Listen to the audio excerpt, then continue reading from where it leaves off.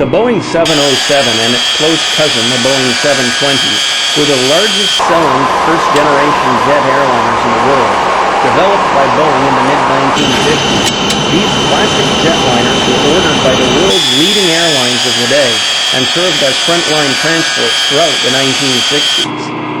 This 2.5-hour DVD captures the development, manufacture, flight test, and airline operations of this remarkable aircraft.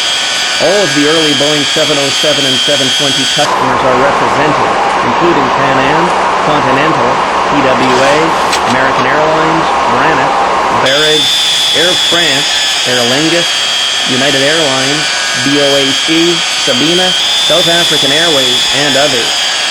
Highlights of this DVD include test flying both the 707 and 720, President Eisenhower's December 1959 11-nation tour aboard the first MATS VC-137A, the delivery of the first Qantas Boeing 707, Sabena's remarkable Boeing 707 operations during the Congo evacuations of 1960, and a lot more.